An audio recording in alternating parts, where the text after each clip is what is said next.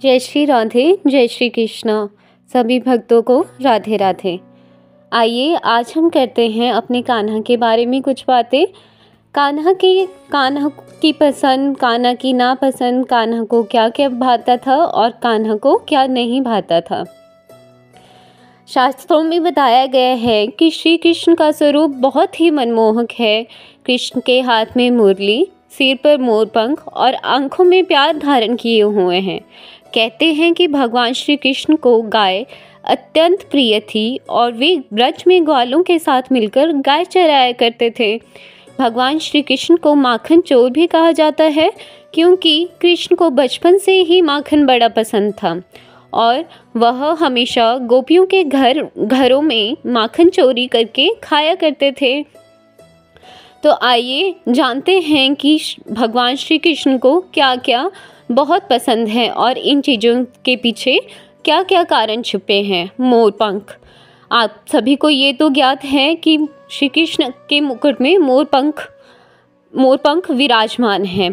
मोरपंख में कई रंग होते हैं और ये रंग जीवन के हालातों को दर्शाते हैं। मोरपंख का हल्का रंग सुख, शांति और गहरा रंग दुख का प्रतीक है।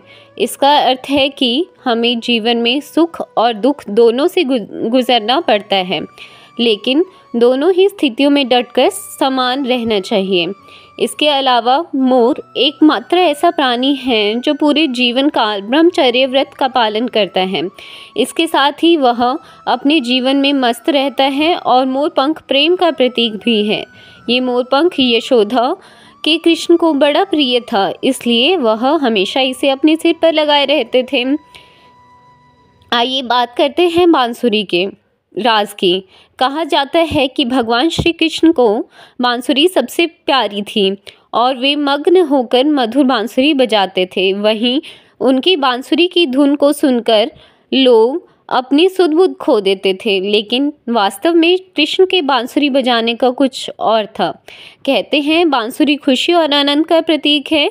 इसकी अर्थ है कि हालात कुछ भी हो, हमेशा खुश रहें और दूसरे को खुशियां बांटते रहें।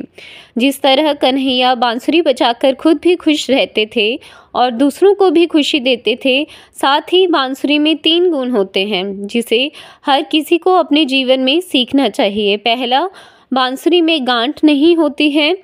इसका अर्थ है कि गलत चीज़ों का विरोध बेशक करें, लेकिन किसी को भी लेकर मन में गांठ मत रखो। दूसरा, बांसुरी को जब आप बजाएंगे तो तभी बजेगी। इसका अर्थ है कि जब आपसे कोई सुझाव मांगे जाएं तभी दें, फिजूल बोलकर अपनी ऊर्जा व्यर्थ न करें। और तीसरा गुण यह है कि जब भी बांसुरी बजती है तो मधुर ही बजती है।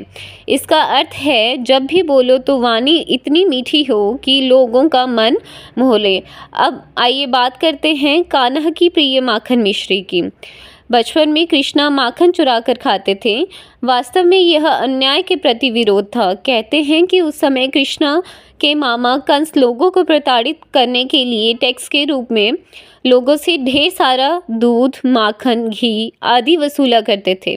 इसका विरोध करने के लिए श्री कृष्ण माखन की मटकी फोड़ देते थे और ग्वालों के साथ मिलकर सारा माखन खा लेते थे, क्योंकि वे ब्रज के लोगों की मेहनत का हकदार वहाँ के लोगों को मानते थे। वहीं मिश्री में एक गुण होता है कि जब वह माखन में मिलती है तो उसकी मिठास पूरे माखन में पहुँच जाती है। इसलिए हमें भी मिश्री की तरह अपना स्वभाव बनाना चाहिए कि जब भी हम किसी से मिले तो अपने गुणों को उसमें समाहित कर दें। अब बात करते हैं कृष्णा की प्रिय गौ माता की। कृष्णा को गायों से बड़ा प्रेम था, क्योंकि गाय को गुणों की खान माना जाता है। गाय का मूत्र, दही, गोबर, दूध और घी को पंचगव्य कहा जाता है और इन सभी चीज़ों को सेहत के लिए उपयोगी माना जाता है। साथ ही पूजा पाठ में भी पंचगव्य को बेहद पवित्र माना गया है। गाय के प्रति भगवान कृष्ण का प्यार हमें ये सिखाता है कि जीवन में आप चाहे कितने भी ऊंचे पद पर क्यों ना हो, कितने ही गुणवान क्यों ना हो, लेकिन अपने व्यवहार में अहंकार को मत आने दें और सभी से प्रेम करें। तो ये थे कान्हा के कुछ पसंदीदा चीज़ें जो हमें अपने जीवन में उतार कर उनसे सीखना चाहिए। तो अगर आपको यह वीडियो पसंद आई हो तो इस चैनल को सब्सक्राइब करें और इस वीडियो को लाइक और शेयर करें। जय जय श्री राधे।